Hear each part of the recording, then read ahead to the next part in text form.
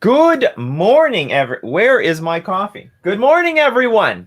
This is Nikachu, Merfolk Master. We are here with day 106 of Coffee and MTG, the morning talk show, where you got questions. Oh, yeah, we got answers, and we also do Decklist review on this show. We talk all things Magic the Gathering with a great cup of coffee. See my cup of coffee? Give me 1 second. I need my coffee. Where's my coffee?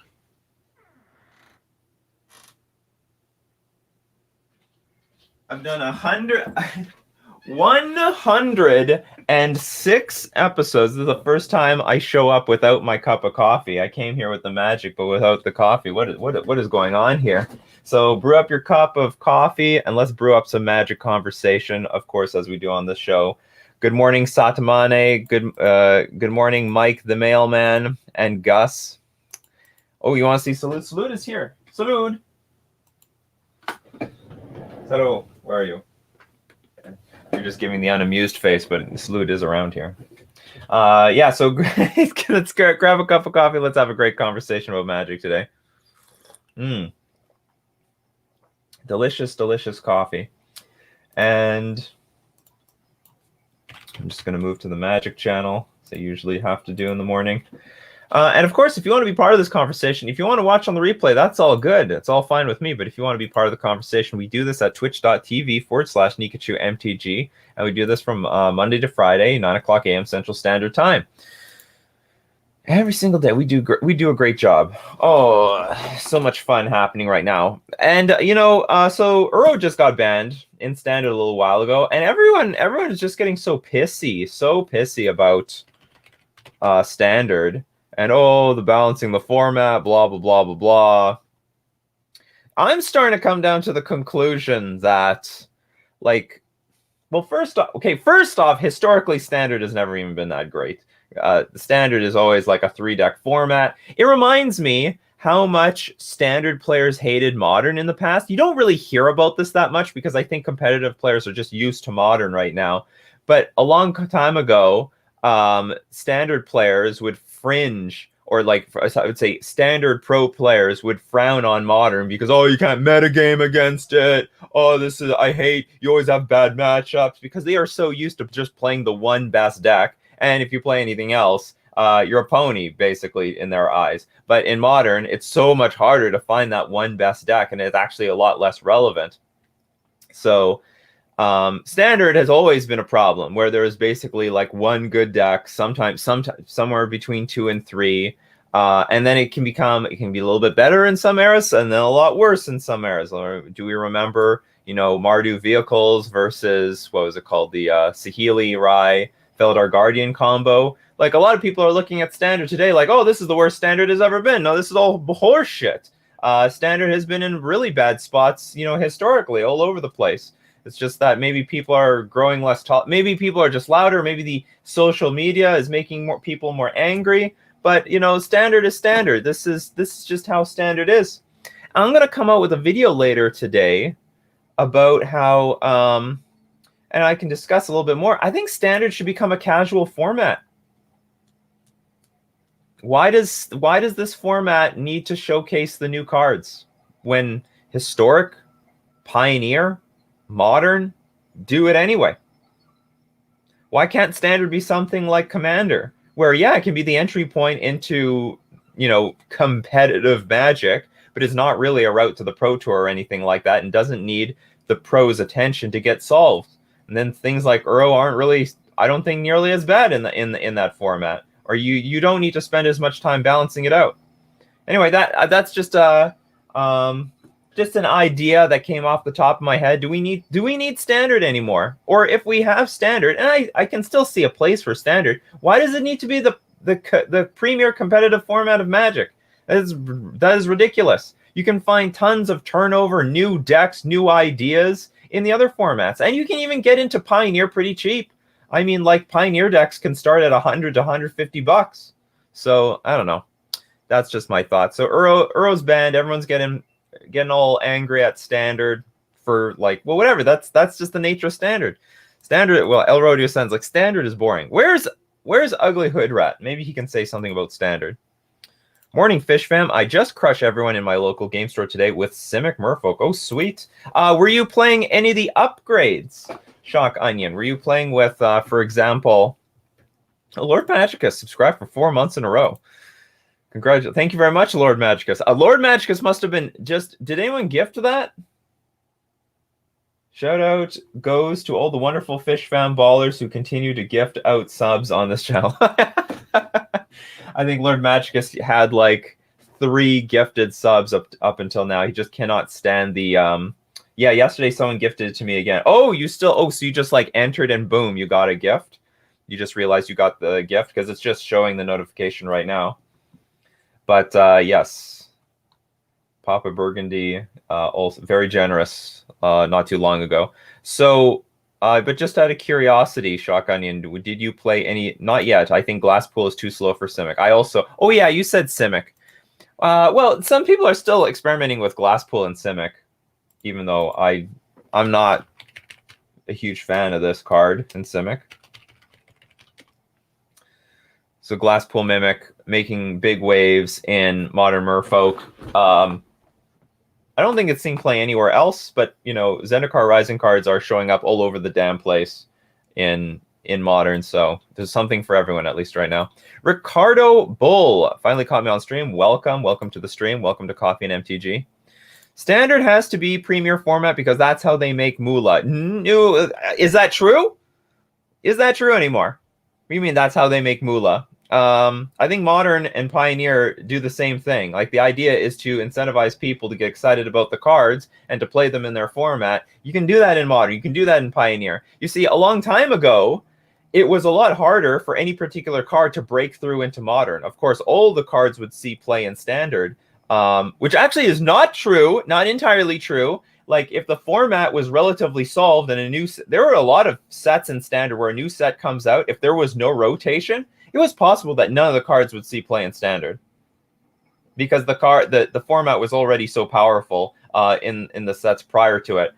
And the point is, like, right now the cards are so powerful, they're definitely seeing play in Historic. They're definitely seeing play in Pioneer. They're definitely seeing play in Modern. They're making the moolah anyway. In my opinion. I don't know how it would change the economics on MTG Arena, but I know for like paper, they would be making the money anyway. Anyhow, good morning, Grim Ducky. So, like, yeah, so everyone's getting up in arms about Standard. I don't even know why. Most people don't even care about Standard. Why be so upset about it? Good morning, Mikey J. I just passed my level 2 coffee judge examination. Nice. Congratulations, Mikey J.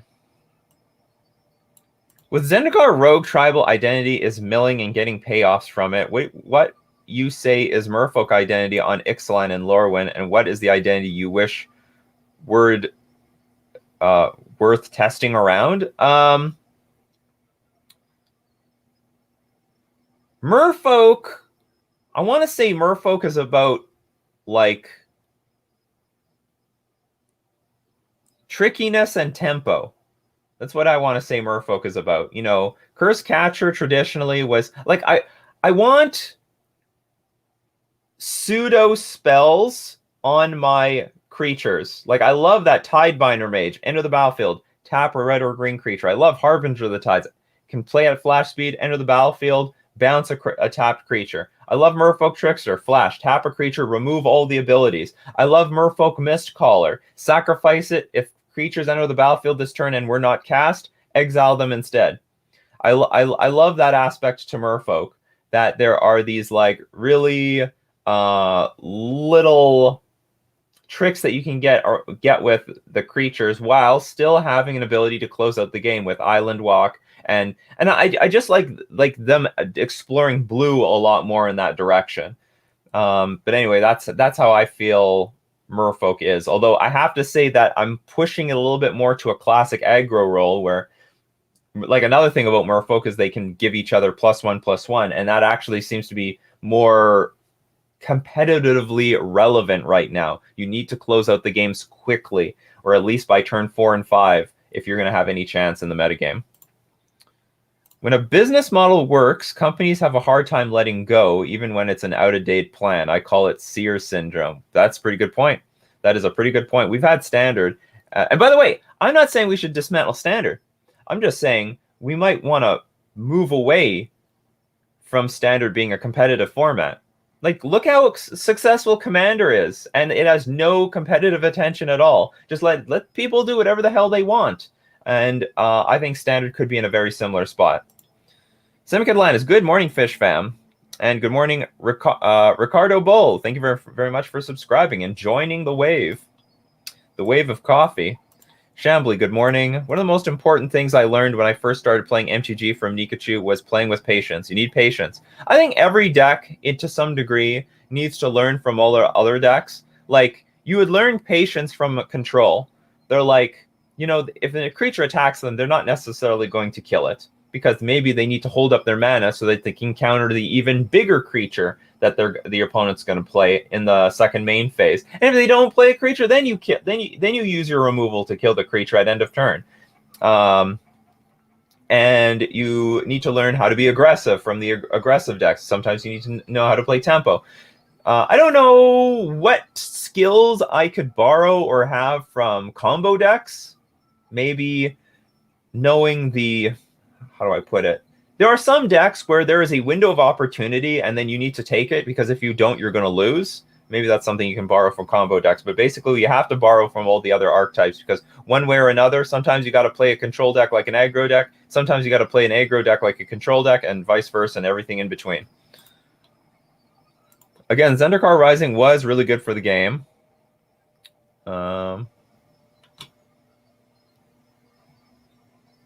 Can't tell if that was honest or sarcastic. Oh, Ixalan was really good for the game? Oh, I see. Okay, maybe it was a correction. The real money is printing Commander singles at premium price and putting a once popular TV show on them. Coming soon, TJ Hooker's Secret Lair. Yeah, we're going to have a new TV show. We're gonna probably well, I mean, they set the precedent really with the My Little Pony thing, right? So they're now going to just like dump more of these other shows. When are we going to get Star Wars? I mean, Star Wars had a TCG. When are we going to get Star Wars MTG cards? Star Wars incoming.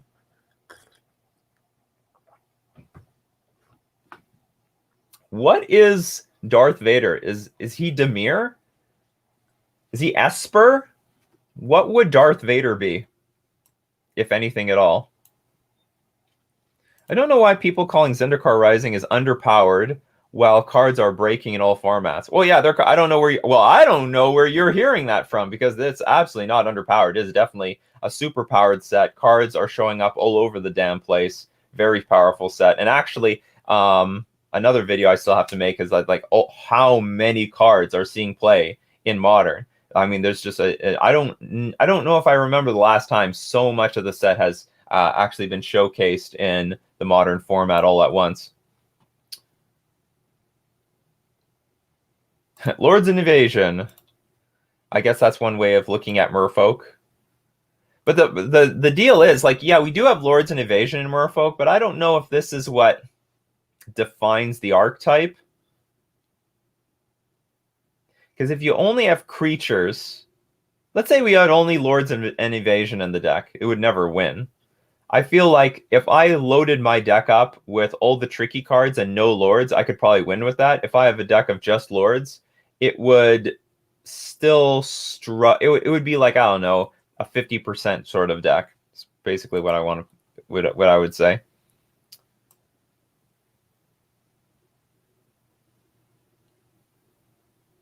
Grixis for sure. Vader would be Rakdos, but he's got the Force. I somehow feel like the Force is a blue thing. You do it with your mind, or sort of. The midichlorians or whatever that crap they did. Yeah, Walking Dead is not Silver Border. Yeah, I heard about the Walking Dead cards. There's a lot of controversy over the Walking Dead cards. Do they have any of them? Let's see. Walking Dead MTG.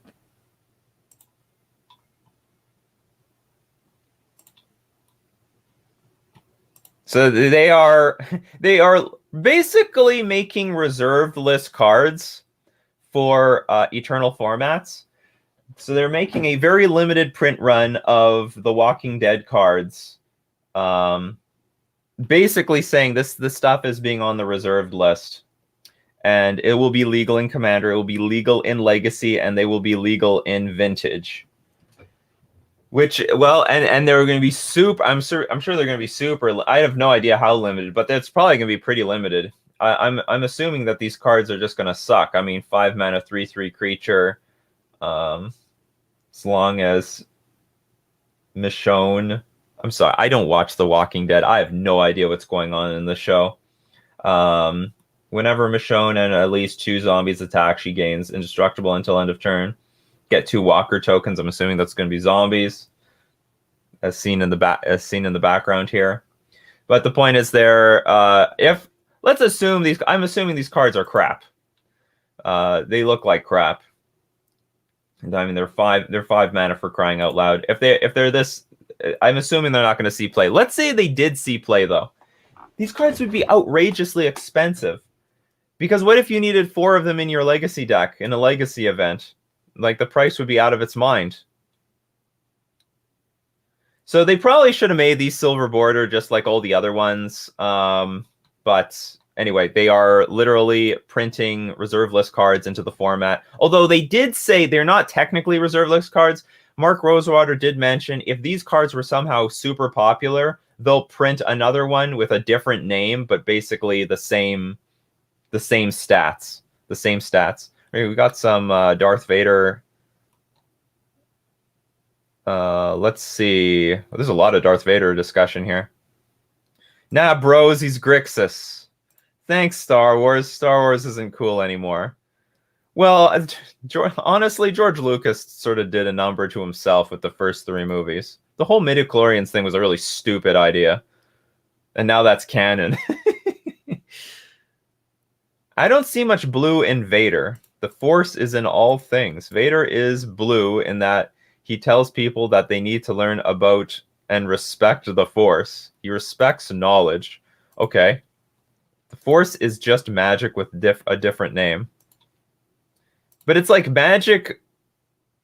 It has some sort of physical property, which is dumb. I am a Star Wars fan, but still, it's really stupid.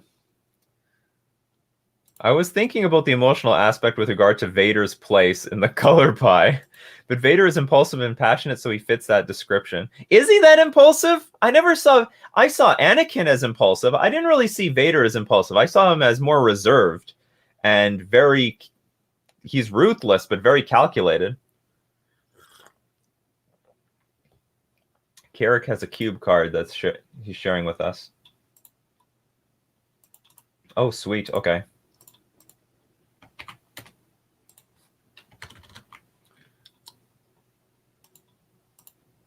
So we've got Anakin Skywalker. See, Anakin Skywalker I can see being like Grixis. Whenever another creature dies, put a +1/+1 counter on Anakin Skywalker. Sacrifice another creature. Target creature gets -1/-1 until end of turn. Activate this ability only as a sorcery. If Anakin Skywalker would die, regenerate and transform him instead. Oh, that is pretty sick. Menace, lifelink, and he turns totally dark. Whenever Darth Vader attacks, creatures defending player controls each get -1/-1 until end of turn for each +1/+1 counter on Darth Vader. Pretty strong. You know, as menacing as this guy is, he like barely fights at all. Like, you see almost no action out of Darth Vader, almost nothing. You know he's super powerful.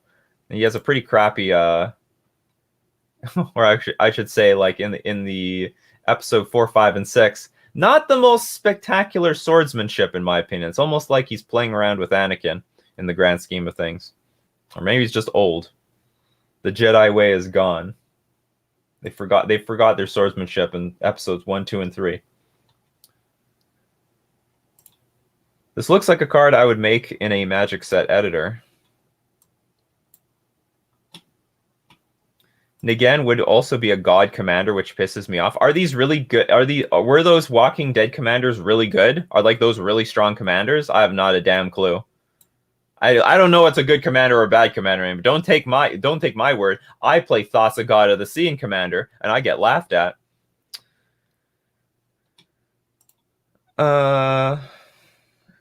I agree with Anakin, but Vader is not the same person. There are a lot of changes to transition into Vader. Yes, I agree as well. Are the Walking Dead guys originals or recolors?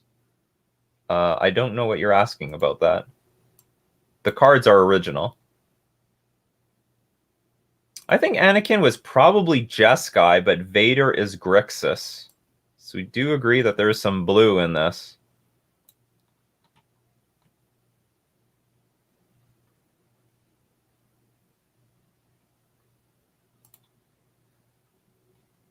Is it Michonne? Michonne? Michonne? I'm probably going to use this name like a million times. Okay, so help me here. Any Walking Dead fans, how do I pronounce this name?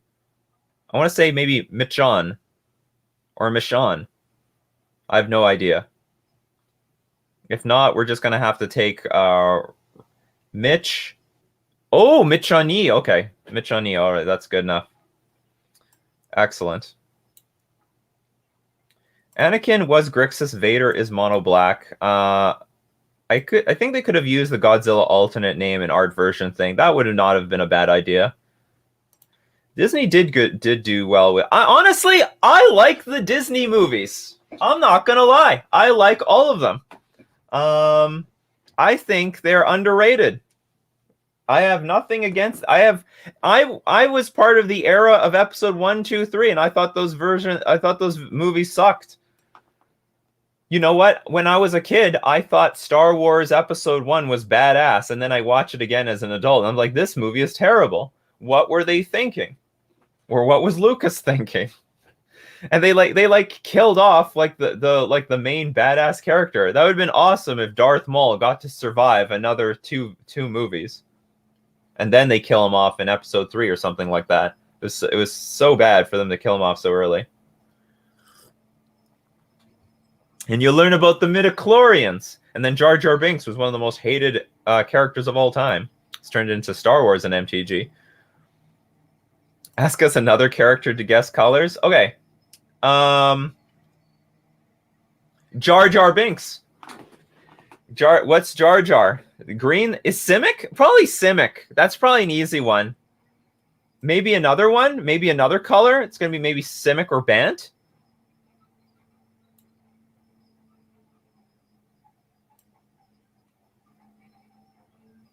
Revenge of the Sith is good. It's fine. Like I think the new Star Wars movies, they are fine. They're at least fine. You can't say they're bad. You can say they're at least fine. I have no problems with the direction that Disney has taken them. My midichlorian levels are off the charts today. I know, this is so dumb. Vader is an emotionless shell. Anakin was Grixis. Vader is mono black. How many people did Vader kill on impulse? Yeah, exactly. I don't think Vader killed anyone on impulse. Well, maybe he... Well, yeah, Vader I don't think killed anyone on impulse. Anakin was a reckless baby. Hence, fully explaining Kylo Ren, by the way. Everyone thinks Kylo Ren is a big man-child. Did you see Anakin Skywalker? Did you see, like, he is a huge baby. Just bent on power. It runs in the family. They're all envious of power.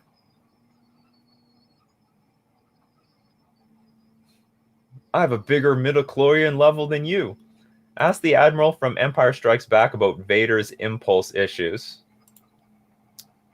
Vader isn't emotionless. He just controls it better. He is still prone to bouts of rage. Is there any examples of that?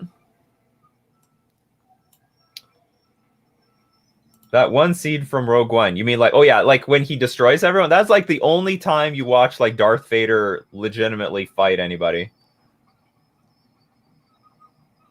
The comics and other materials elaborate on that.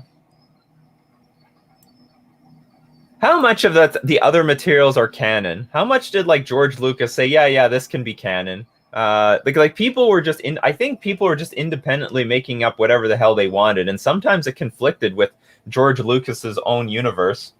I'm not that deep into Star Wars. Like I'm not super deep. I'm as deep as like just the films. But I know that there is a deeper Star Wars universe out there. Wait, are we sticking to movies, or are we going to go into EU on this Vader thing? Vader doesn't need to fight. They all fear him. He is the lieutenant. He doesn't fight.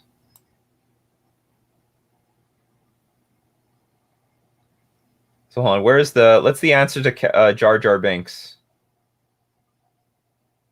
What is Jar Jar Binks? His midichlorian level is over 9,000. Carrick has another... Let's see, where's the... a Chewbacca card? This makes some sense to me. We've got a Naya Chewbacca. So Naya Vigilance, whenever Chewbacca attacks or blocks another target creature you control, gets +3/+3 until end of turn. Why does another target creature you control get stronger? Is it because it's supposed to help defend or whatever? They help attack with Han?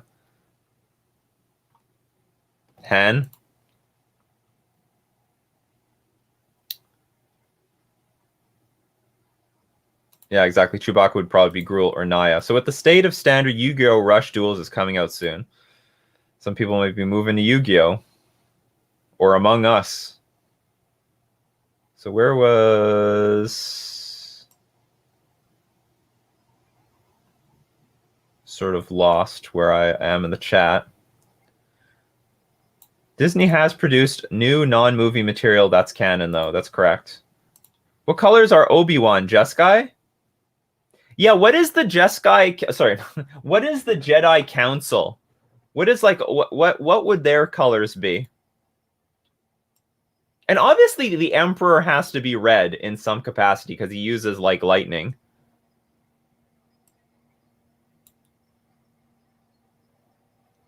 Jar Jar to me is mono white because he's basically a 1/1 with no abilities. So to me, Jar Jar is Simic because he is some green creature that lives underwater, even though... And I think he can swim. He can swim fine. He's a great swimmer, actually. We first learn about his swimming antics in episode 1.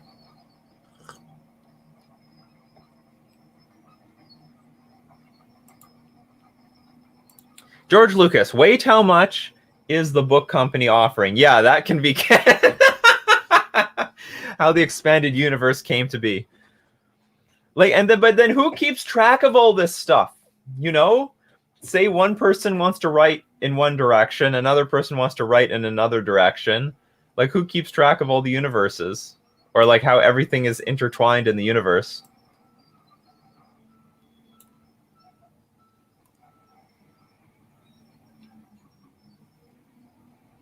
Idea for a force mechanic: force. This creature only takes combat damage from other creatures with force. That's a good possibility. Arena on mobile? What about it? Yes, Arena is coming to mobile. Was there just an announcement that it's like coming very soon? I heard it's supposed to come out maybe before the end of the year, but that's going to be really good. What's so wrong with that? What's wrong with Arena on mobile? Arena on mobile is great. Now I can take my phone and I can play I can play Arena whenever I want. I don't know, I'm just hating. People just hating for the sake of hating. The council is banned. Knowledge is banned because of knowledge, order, and traditions, and control your emotions. Okay, that makes a lot of sense to me. And everyone hates Jar Jar. Another similarity with Simic. There you go. There you go. Exactly. Star Wars canonists. The bookkeeper equals keeper of canon. The Jeskai are literally a group of psychic monks. Just replace the D with SK. Okay. So what does the Jeskai the Jeskai. The Jedi, are the Jedi 4 colors? Do we say they're everything but black? I've heard there are some parts of it that would be a nightmare on a small screen. Well, they're probably going to deal with it in some way. I don't think it's going to be a big problem. Isn't prowess basically the force mechanic for MTG? I don't know. I don't even know what prowess is, to be honest. I have no idea what is the flavor of this mechanic. Yeah, Bent makes sense. I wish MTG had a speed format like make best of one a new format, 40 card deck, 15 life or something like that. Why? Oh, like less cards in the deck, 15 life. Well, the problem is if you bring the life total too low, it's just going to be all mono red decks just trying to ready to slay one another. Man, they had duels on mobile. It wasn't great, but it was playable. I think they're going to make Arena. Arena will be a lot better. I don't know what it's going to look like, but I'm sure it's going to be fine. Just remember that there's so many things you can do with a computer, and there's so many different ways that like it can look different or function different on mobile. However it looks on Arena is not necessarily what it's going to be like on mobile. I'm sure there's going to be a thing where, like, if you have to, they'll give you an auto block option with all your tokens, and they'll just automatically make all the best blocks against all the, like, it'll automatically block all the largest creatures, or you can automatically attack with 1,000,000 tokens. I'm sure they'll figure it out. They'll figure it out. Arena would be the first real MTG on mobile. The Jedi as a whole are anti-emotion except Anakin. Emotions are banned here. Take your emotions elsewhere. You know what? I never thought of it like that. I knew it was like, you know, anti-anger, anti-negative emotions, but I never thought of it as their anti-positive emotions as well. Add green if you add Yoda. Sure. What would Yoda be? What are the colors of Yoda? Definitely green at the very least. Did you know there are like 10 MTG spin-off games? Oh, you mean like the Star Wars STG and Star Trek and Lord of the Rings and you're talking about independently created trading card games, right? Like I did know there's I don't know the number, but I did know that they exist. Yoda Simic. I would think Yoda. Now, I'm not sure because this is more representing Yoda in the later years than his first 999 years. But to be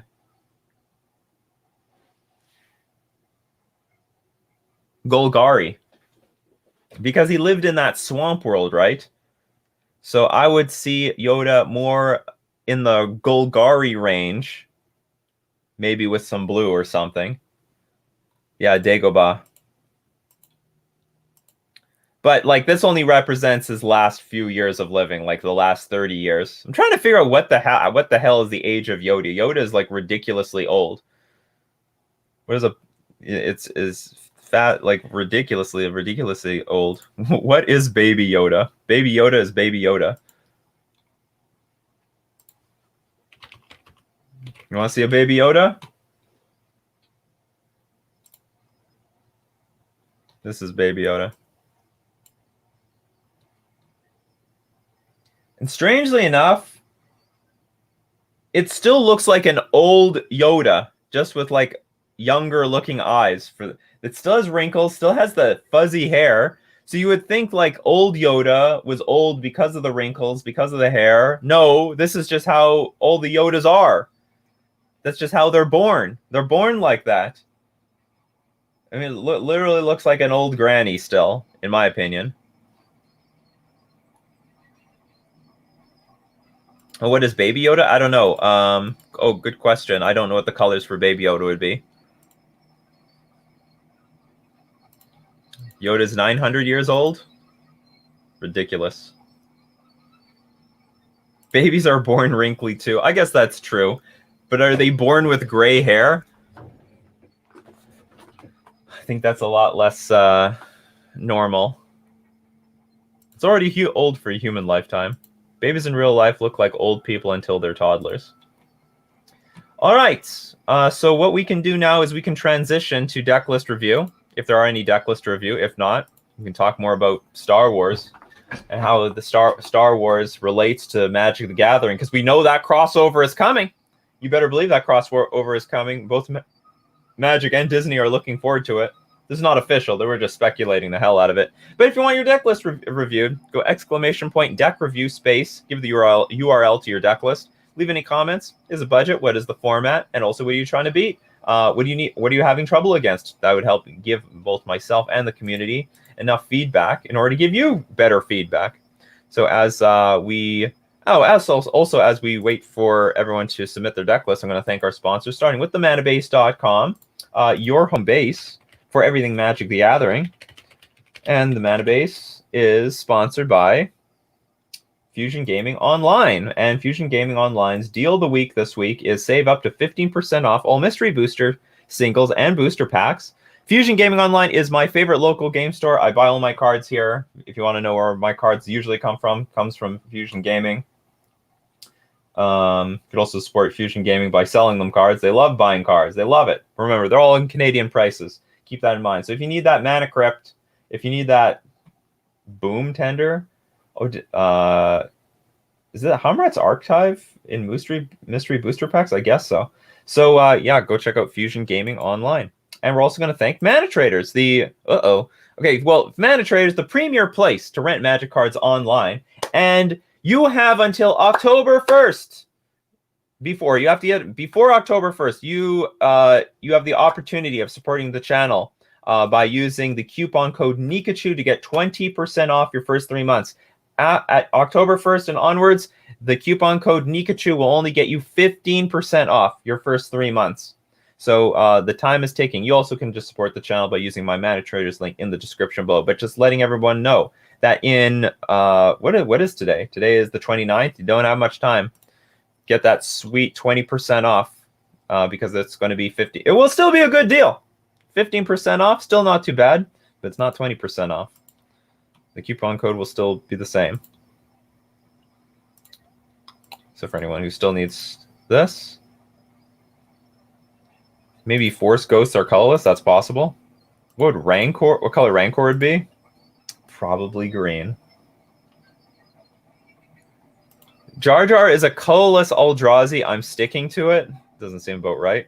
Name a colorless Star Wars character. A colorless. Oh, so this is how this spawned up.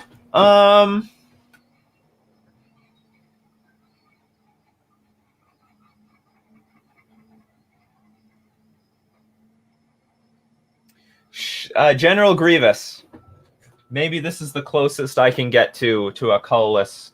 I bet General Grievous is one of those artifact cards that you have to spend colored mana to cast, but technically the card is colorless because it's an artifact. Or is that how the rules work? But I want to say something like that because General Grievous is like more machine than thing than biological something. I'm sticking to that. Oh yeah, all the droids, of course. So R2D2, C3PO, all color, or would be all color. That's an easy one too.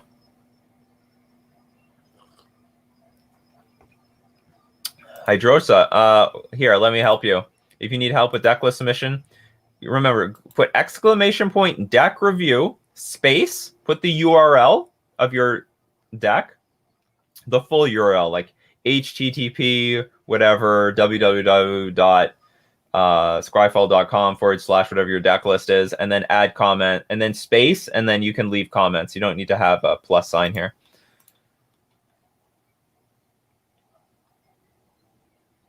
Hopefully that. And by the way, these are all picked at random. And if you don't get it in time, well, as I'm doing the review, you can still submit them and still be eligible for getting reviewed. Grievous is probably actually black. So I imagine he's black in the mana cost, but still an artifact creature. You're welcome, Hydrorsa. Grievous is an artifact equipment with a living weapon. Interesting. Would fit the black part. No artifact with colored mana cost are the colors in its cost. Okay, that's good. I couldn't remember how the thing worked. It's relevant in some cases. Like I believe I can ceremonious reject a a Thopter Foundry. I believe that's the relevant interaction.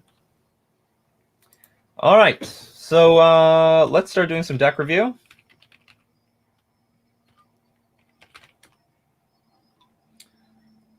Anybody you don't know, Decklist has been chosen. Congratulations. Wait a minute. Oh, you never. Oh, I've been rickrolled. Hold on. Let me show you all the rickroll. Whoops, this is not the rickroll.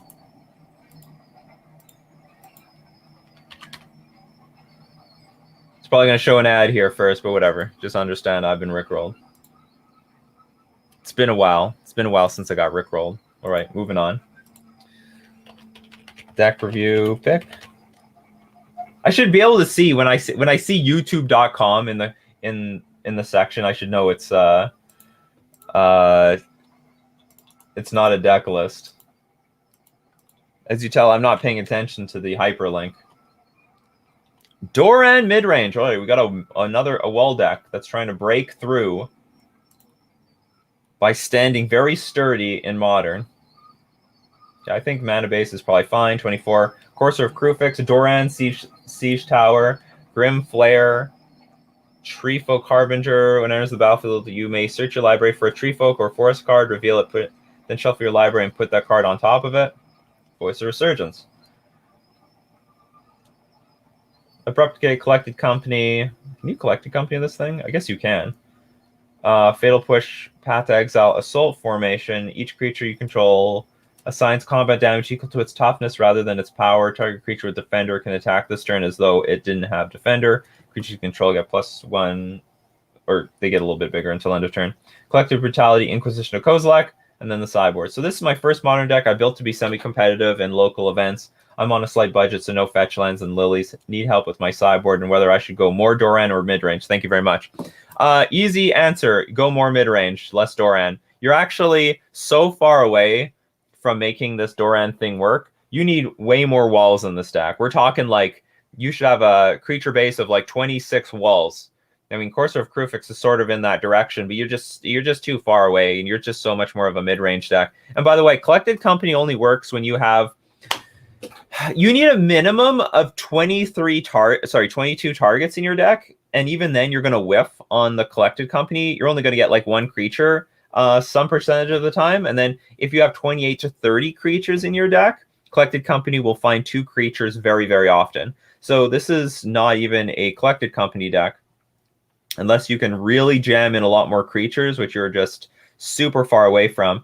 There are plenty of budget cards that you can play. I understand you're on a budget, that's fine. And you have like most of the good cards anyway. Force of Vigor, Golgari Charm. Well, this Golgari Charm can probably get improved, but Maelstrom Pulse, Plague Engineer, Relic is probably not that good for your needs. Let's see what we can... what's the black one? What's the black Relic of Progenitus? Just because you're using Grimflare, and Grimflare is a great card, but it's going to exile your own graveyard.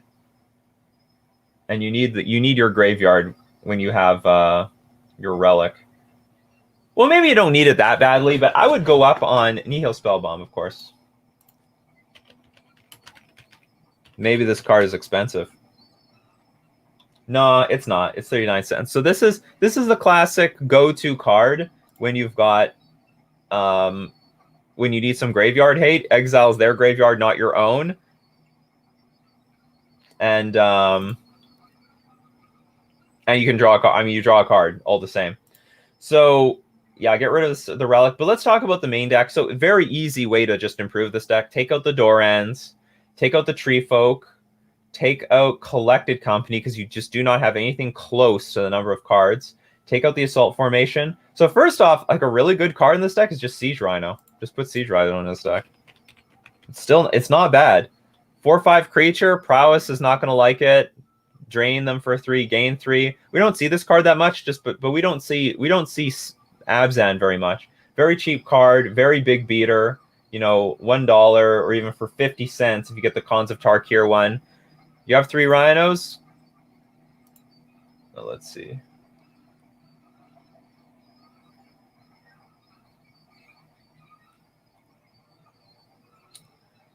Is it in the deck? Did you say you had Nihil Spellbomb in the deck?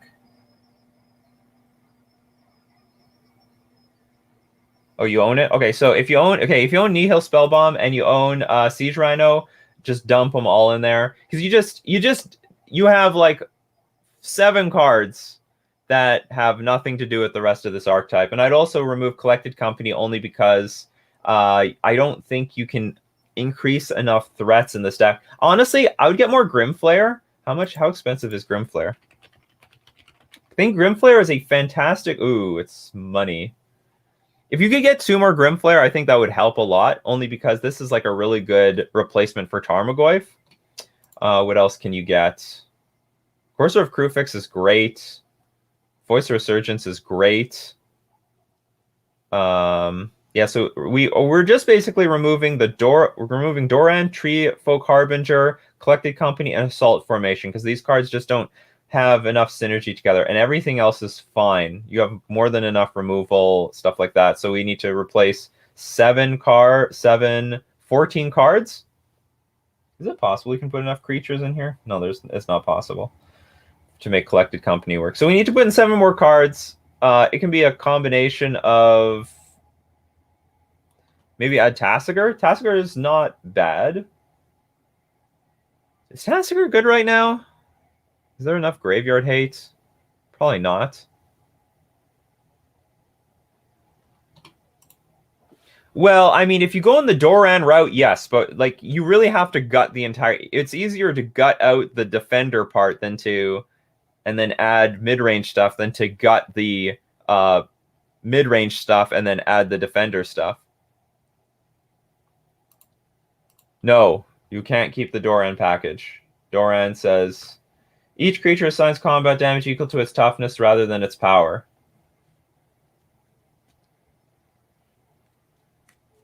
Is Doran fine by itself?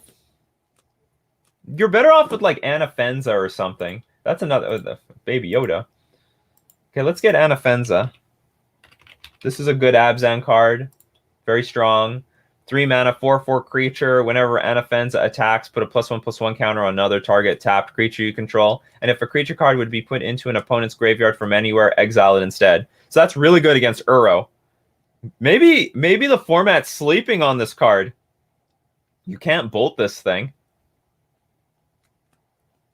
Yeah, but you know what? Like a 5 mana, it's a 3 mana 5/5 beater, but you can get this one. It's a 4/4 beater for 3 mana and exiles your opponent's graveyard as creatures get dumped into it. Like a great Dredge Hate. Would kill the Oops All Spells deck.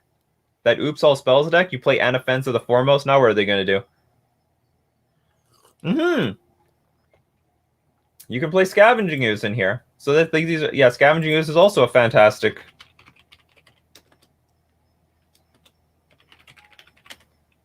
Oops, I definitely spelled this wrong.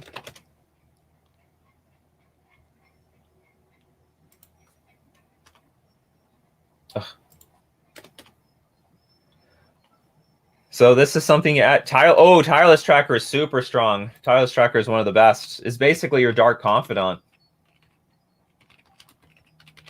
So here's like a bunch of creatures we can dump into this deck. Not too expensive, $5. Can have a few of them. Works better with fetch lands, of course. Yeah, Anafenza, maybe because people are not really looking at Abzan right now. People just completely forgot about this card. Yeah, 4/4 for 3 mana with Graveyard Hate. And by the way, Birds of Paradise is not too bad in a deck like this. Turn 1 Birds of Paradise, turn 2 put your 3 drops in play is also not that bad. Because you said you're on a semi-budget. Like best would be Noble Hierarch. But if you can't afford the Noble Hierarch, you can still go the Birds of Paradise route. But anyway, you probably should have a few more. Is there any cheap Planeswalkers we can throw in this deck? It's nice. It would be nice to have some Planeswalkers.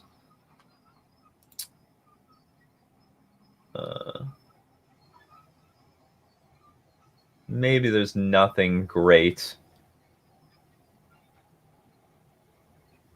Yeah, birds could work here. You have 5 fetches in the deck, 2 not in the deck. It's all good. Your mana base is not the problem. That's fixable. The problem is you have 4 path, 4 fatal push, 3 abrupt decay. You might want to like a little bit more removal than that. Like Maelstrom Pulse is not too expensive, and you've got it here. So maybe you can move some of this stuff into the main deck. Now I want to make an Abzan Death and Taxes with Anafenza and Siege Rhino. There you go. So anyway, I hope that's some food for thought. Basically, you have to remove the like everything else is fine. You have to remove Assault Formation, Collected Company, Tree for Carpenter, Doran, and you just go easily move because everything else is a mid-range card.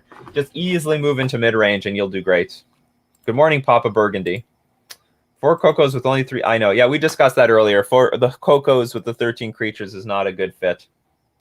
So anyway, well, I said 20. You need 22. 22 will make it playable. Still not great, but playable. You'll hit like a one creature. I don't know, a third of the time.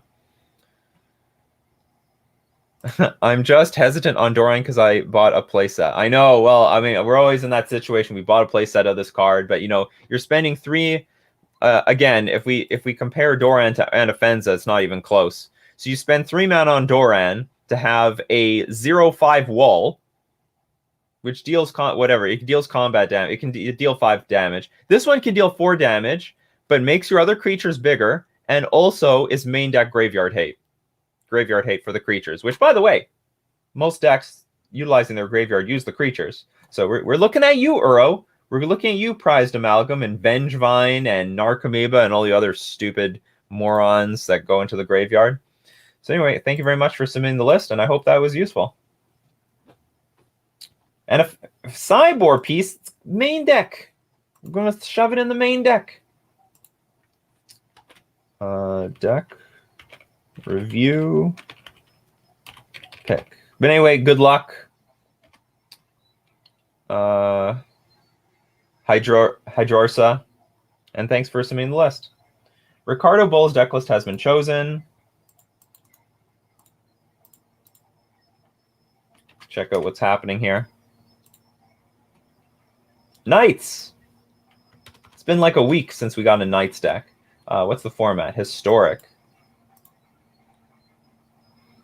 We got Dauntless Bodyguard, Great Knight, Fervent Champion, Knight of the Ebon Legion, Venerable Knight. Holy crap. I feel like Engineered Explosives would wipe this deck out. Good thing there isn't Engineered Explosives. But there's like Ratchet Bomb, isn't there? Anyway, Venerable Knight, Inspiring Veteran, Knight of Grace, Knight of Malice, Sky Knight Vanguard, Smitten Swordmaster. Did this get any upgrades recently? Or is this always in the format? Like, this looks good. So you got Embercleave, that's fine. So here's the dangerous part. Here's the tough part that I see with this deck. You have so many 1-drops. You need to have mana for these things on turn 1, which means you need to make a 3-color deck that has... You need to make a 3-color deck where you can get, like... What is the requirement? Like, how is this possible? Let's look this up. How many mana sources do you need?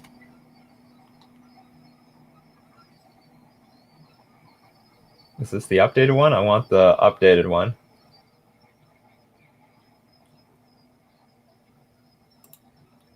Why can't I find this anymore? Google's not helping me as well. Because you want the 2018 article. That's the updated one. Okay, to have 1 color on turn 1, we need 14 in a 60-card deck. Jorgi Arza is on there. All right, do we have that? And we definitely need it for white because the white we have 2 1-drops at white. Cool list, by the way. I really like it. Very nice. So we have. Let's count all the. Okay, let's count white first. So far, nothing. 4, 5, 6, 7, 11. Nice. 14 tournament grounds. Perfect. Add colorless or add. I didn't know turn. Wow, that is so good. Knights has a. Well, actually, you know what? I can't say Knights has a good one because there's like Slivers has like a 5-color one. Whatever. There's probably just more Mardu Knights than anything else. Okay, let's go with red now. 4, 5, 6, 10. No, hold on. Sorry, red. 4, 5, 6, 10, 14. Black. 4, 5, 6, 10, 12, 16. We got more black than anything else.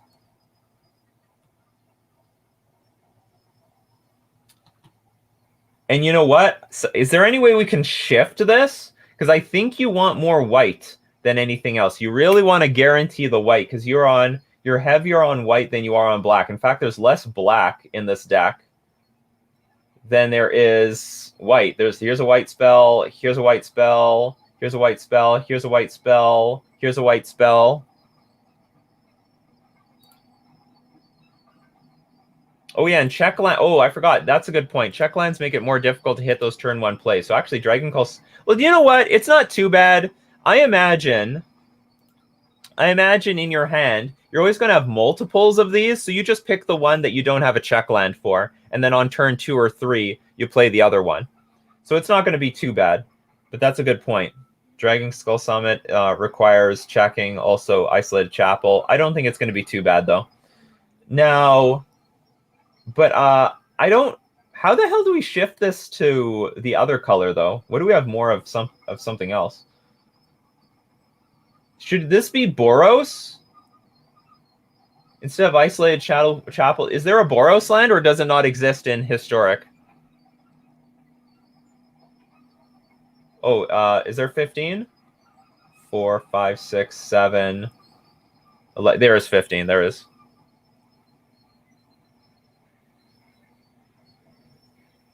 I don't know if the pathways are good. I don't know if I'm in love with the pathways. Because you have... I mean, there's 2 ways if you could do this. You could have a little bit more red in your deck, so you can guarantee double red for Embercleave. But you actually have more black sources than anything else. I would rebalance this so that you have more white sources than the black sources. I don't know. I guess you take out Dragon Skull Summit, and then you replace... Because we have 4, 5, 6, 10, 11, 12...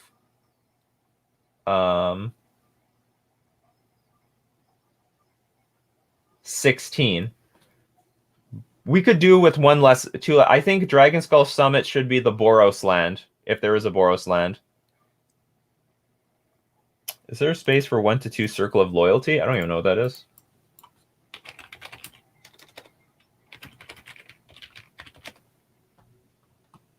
Probably not. The spell costs 1 less to cast for each knight you control. Creatures you control get +1/+1 whenever you cast a legendary spell. Create a 2/2 white. This is actually a pretty good card. Pay 4, tap, create a 2/2 white knight creature token with vigilance.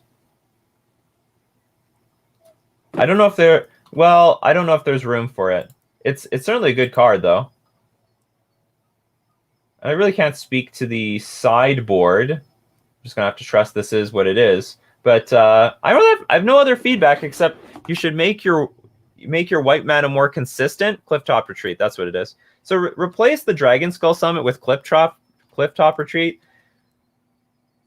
And because you have 8 1-drops that are white. That's probably the more important thing to do. Clifftop Retreat was in Dominaria, so it was allowed. All right, so this would be my suggestion. Just replace. It's very subtle. It's a subtle change. But you just have a lot more white cards than you have black cards. Like way more white cards. You're equal on black and red. So you have 1, 2, 3 black spells, 1, 2, 3 red spells in the main deck. But you have way more white cards than anything else. 1, 2, 3, 4, 5. So and you have 2 cards that need white on turn 1. And of course, Clifftop Retreat is not going to, is Cliffside Retreat? No, I think it's Clifftop Retreat. You won't be able to play that on turn 1, but you can at least play it on turn 2, and you'll be guaranteed the mana for your future cards. Yeah, this is for Historic. Anyway, that's Oh, History of Benalia is not. Oh, but it's a 3-drop. We're playing with 21 lands, so we probably can't afford it. I can't really speak to how good or bad Embercleave is. Whatever. They like it in the deck. They like it in the deck. So be it. But that certainly could be replaceable with what's it called? History of Benalia. but I think this is just like a pure aggro deck. This is not really a mid-range deck, and I think History of Benalia is more of a mid-range card. It's 3 mana. It's slow to come. Like it. History of Benalia. So History of Benalia it's a good card, but it's actually seen more play in control decks because it's more of a mid-range card. It's not aggro. Like, you have to wait until turn 5 to get this knights you control, get +2/+1 until end of turn. Like, this deck is just trying to kill you by turn 3, more or less. Like, kill you by turn 3, kill you by turn 4. This is much more slow-moving in order to get online. So, anyway, it's just a different type of deck, very different type of deck. More aggro, less mid-range. Anyway, cool list. Good luck with it. Hopefully, I know I had very little feedback, but hopefully that one little tweak will make the deck a little bit more consistent.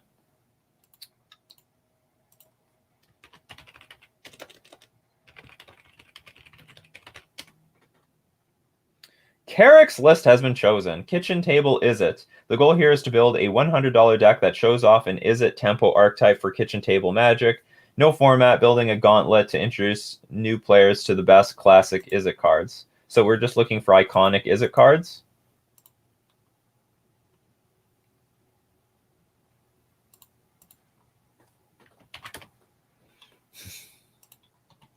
Carrick, longtime friend and fan of the channel. Okay, let me share. So far, this looks good. We have Delver of Secrets, Dreadhorde Arcanist, Sprite Dragon. Holy crap, Moxfield.com actually looks really good for this. I can very clearly see the whole deck list, and we have a big chunk of space for the cards to see. Young Pyromancer. So you got a little bit of best of both worlds. So you got something that's of value, and you have some aggression. This looks like a legacy deck instead of a kitchen tabletop deck. This is definitely like this is like vintage. This is a vintage deck. Faithless Looting, Ponder, Preordained, 2 Treasure Cruise, 4 Counterspell, 4 Lightning Bolt, 3 Vapor Snag. Is that the best thing you could do? Maybe.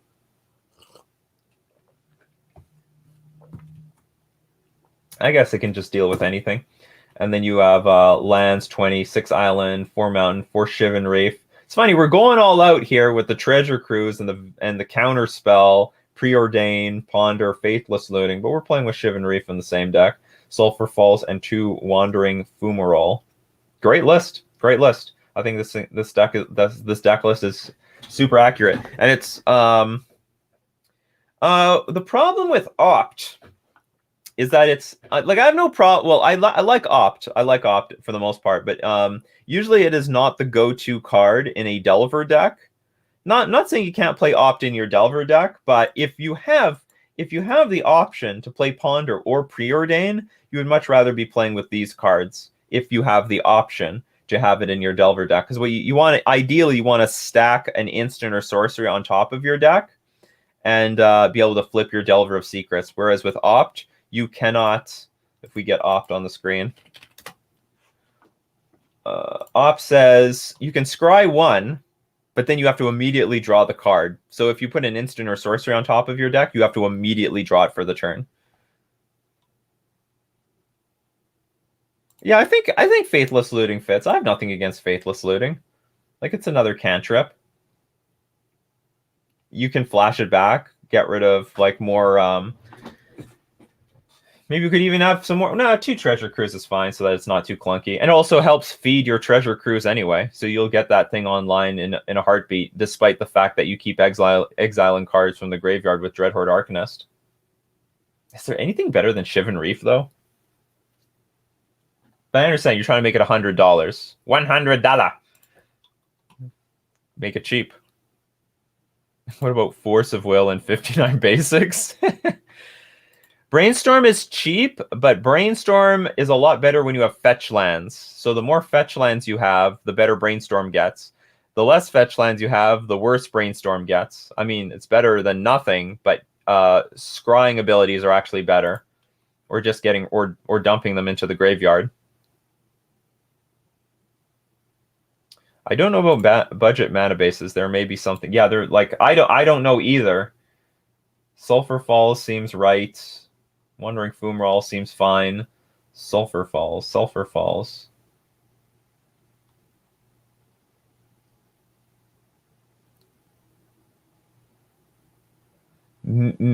Maybe the new dual lands from Zendikar Rising. Maybe. Is this even cheap? Oh yeah, it is. It's 97 cents. Look at that. They also show the prices at the bottom. This site is excellent. Moxfield.com. Can't say I have a preference for any website that people showcase their deck list, but this is definitely above, like way above, like a lot of other sites showing the deck list. Anyway, this is a cool list. Spire Bluff Canal, yeah, Spire Bluff Canal. Oh yeah, Spire Bluff Canal is the fast one, but it's not budget. Okay. This deck list is excellent. You got the 20 lands, and I think 18 lands is enough that you'll get Delver of Secrets on turn 1, and you'll have some option to will get in there immediately, so you can start playing the game immediately on turn 1, because Wandering Fumarole will come to play tapped. But you don't necessarily have to play Wandering Fumarole first. Oh, this requires an island too. Whatever, it will be fine. It'll be all good. It's fine. It's all good. And you have something even to do on turn 1. If you have you have to go mount. If you have a hand of Mountain, Sulfur Falls, you go turn 1 Mountain, Faithless Looting, and then fix your deck from there.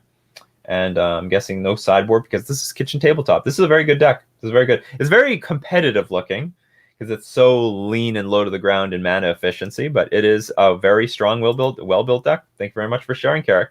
All right, that's it for today. That is everything for deck list review. Maybe we'll continue the Star Wars discussion tomorrow because it was quite. It seemed like people liked it. Would you make any changes to show off the archetype? Not really. Go on. Let's go back to your list. Is it things? Maybe you want. I don't know. Everything is. You got counter spells. You've got counter spells, cantrips. You have bolt.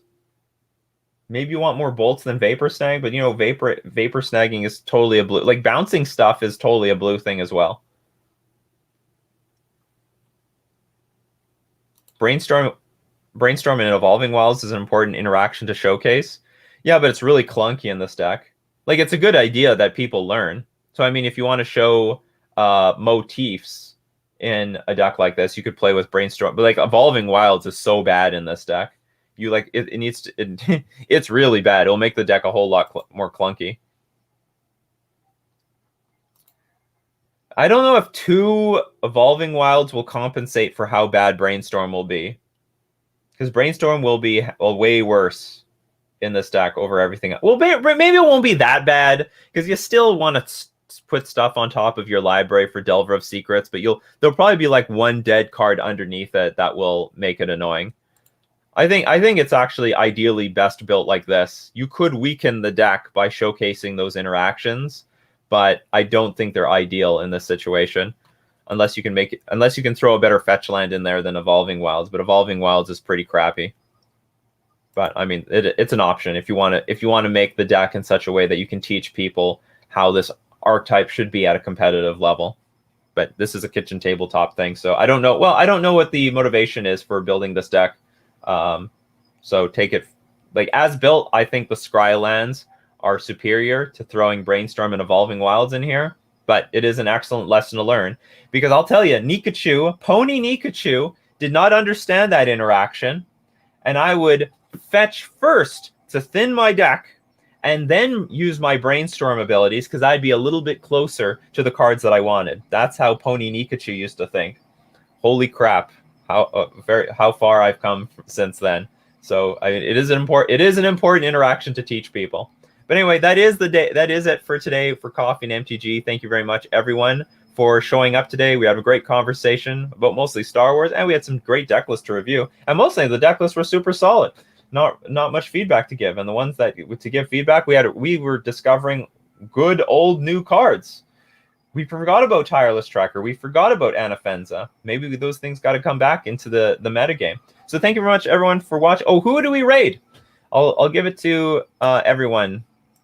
I'll send it to I'll give it to chat's request who we raid today.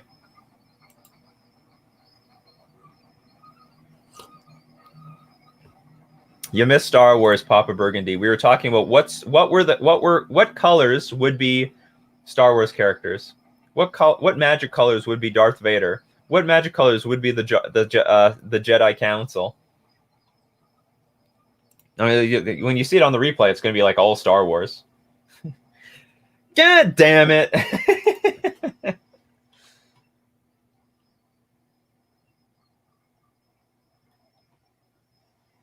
All right, I'm going to raid Canister if no one has any suggestions. Canister is playing, looks like Amulet or something to that effect. So, oh, maybe Neoform.